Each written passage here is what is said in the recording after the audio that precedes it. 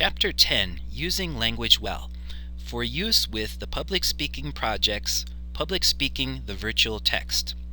Please note that not all material from the chapter will be covered in this tutorial, and there may be one or two pieces of information in this tutorial that might not be found in the textbook.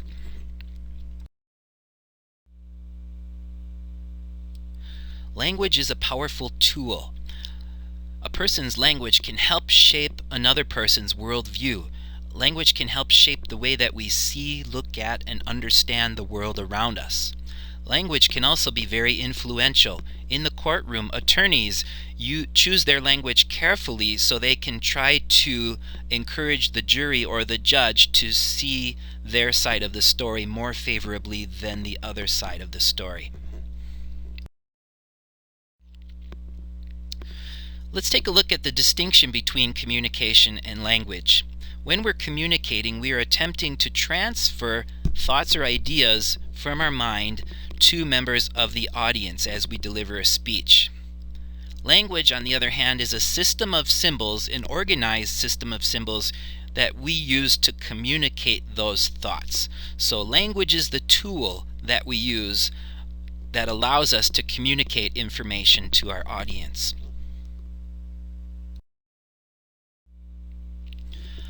Our understanding of the world around us and our social reality is shaped by our community, the community that we live in, and the language that members of that community use to interact with each other. Careful use of language in your speech can help to make or break a presentation. If you use it very effectively, it can help make your presentation. If used poorly, it can have the opposite effect. Language has power. We already know that. So language choices that we use can have the power to help engage our audience to get motivated and encouraged to think or act in a certain way. As we make those language choices, it's important to try to speak simply and clearly as possible for the audience. On the left image on this slide, you can see Steven Tyler, that's Steven Tyler, saying, "Ambulate this direction." It's not very effective. So if you take a look at the image on the right, he says, "Walk this way," the title of a very famous song that many of us have heard before. So you can see speaking simply and clearly can have a powerful impact on the audience. For more on the power of simple words, please feel free to visit the web address listed above the right image on this slide.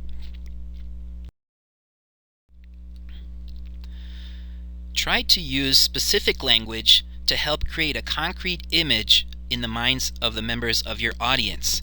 Also, try to avoid using jargon or words or terminology that the audience may not be familiar with. And if you need to use jargon or terms that the audience is unfamiliar with, let the audience know the exact meaning of that jargon or of those terms early on in your presentation so they understand exactly what you're talking about. You can really bring your speech to life, add some color and some flavor to it by incorporating some of the techniques or some of the items listed on this slide, such as incorporating metaphors, similes, using alliteration and antithesis in your speeches. Metaphors are basically, using a metaphor is you're using a comparison. A simile is also a comparison, but the simile incorporates the word like or as within it. So an example of a simile would be, "It's as cold as the South Pole outside." Alliteration is where you use a phrase or a sentence that repeats the same consonantal sound at the beginning of each word, or at the beginning of multiple words within the phrase or sentence. One example is, "Peter Piper picked a peck of pickled peppers." In that example, all of the words start with the same P sound, although not every word necessarily has to start with the same sound for it to be considered an example of alliteration. You can also incorporate antithesis. This is where you take two opposing ideas or two contrasting concepts and incorporate them into your presentation. If we want our audience to believe the material that we incorporate into our speeches, into our presentations, it's important that the audience trusts us. And in order to gain the audience trust, it's important for us to speak ethically, to present our material ethically. One way that we can be ethical in our presentation of our material is to avoid using sexist, heterosexist language and other exclusionary language, and use inclusive language that would encompass all members of the audience and not leave anyone out. In order for the audience to see us as credible, believable, and trustworthy presenters, it's important to keep the following in mind.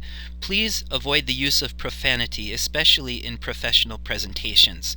Avoid poor grammar. Make sure that you're using proper sentence structure. And also avoid the use of cliches, those terms or phrases or expressions that we've heard over and over and over.